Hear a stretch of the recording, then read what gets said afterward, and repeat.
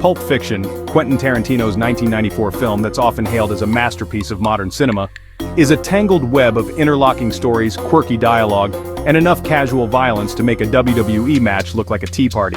But let's be real, it's also a meandering, self-indulgent exercise in style over substance, where the plot is as coherent as a fever dream, and the characters are as relatable as a cult of jelly bean enthusiasts. So let's cut through the hype and explore why Pulp Fiction might just be the most overrated cinematic mishmash ever committed to film. The plot of Pulp Fiction is famously non-linear, jumping back and forth in time with all the consistency of a broken DVD player on shuffle mode. The film weaves together the lives of a hitman, a boxer, a gangster's wife, and a pair of small-time crooks in a series of loosely connected vignettes that range from the mundane to the absurd. It's like watching a collection of short stories that got lost on their way to the same book, and ended up colliding in a particularly chaotic blender. The narrative structure is supposed to be innovative, but it often feels more like a cheap trick to disguise the fact that there's no real story. The film's timeline is so jumbled that you might need a flowchart and a time machine just to keep track of who's doing what and when. By the time you've pieced together the sequence of events, you're less invested in the characters' fates and more interested in figuring out if Tarantino just ran out of film and decided to edit together whatever he had left. John Travolta's Vincent Vega is a hitman with a penchant for burgers and heroin, whose charm is as greasy as his hair.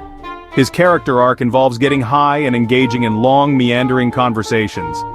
Vincent's attempts at coolness are so forced that you'll be rooting for him to meet a barber before his inevitable demise. Samuel L. Jackson's Jules Winfield delivers his lines with a mix of righteous fury and deadpan humor. Jules spouts Bible verses and philosophical musings with all the subtlety of a fireworks display. Uma Thurman's Mia Wallace is the gangster's wife who overdoses on heroin and engages in awkward dance-offs. Her character is a caricature of the bored mob wife with a drug-addled sense of style. Bruce Willis's Butch Coolidge is a boxer on the run after double-crossing a mobster.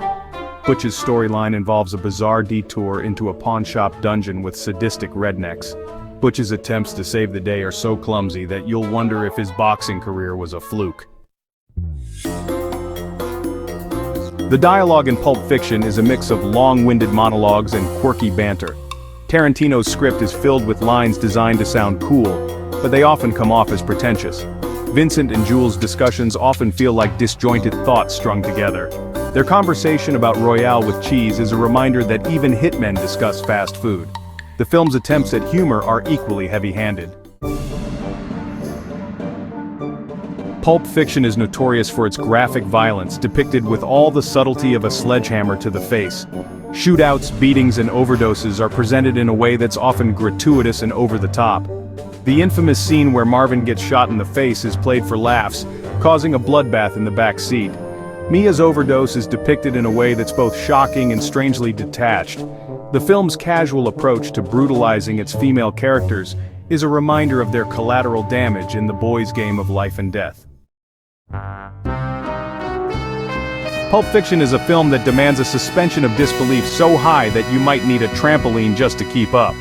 The idea that a pair of bumbling hitmen could get away with their antics without so much as a scratch is as absurd as it is entertaining.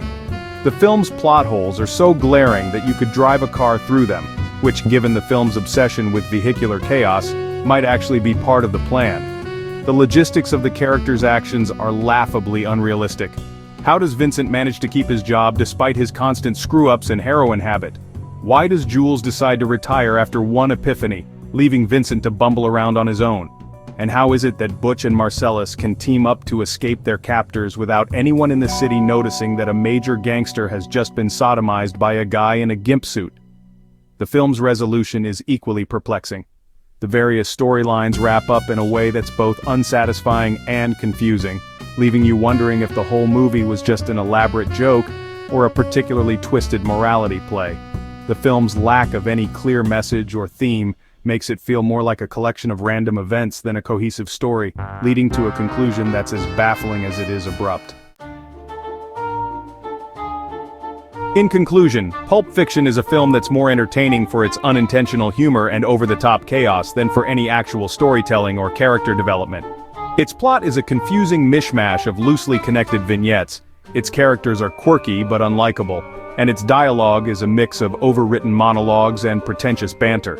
The violence is gratuitous and grotesque, and the film's logical inconsistencies are so glaring that you'll be left questioning if anyone involved actually took the material seriously. So, if you're in the mood for a good laugh at a movie that takes itself way too seriously and delivers chaos in every frame, grab some popcorn and settle in for Pulp Fiction. Just don't be surprised if you find yourself more entertained by the sheer absurdity of it all than by any actual narrative or coherence. Thanks for watching. Make sure to like, share, and subscribe. Quirky Critic signing out.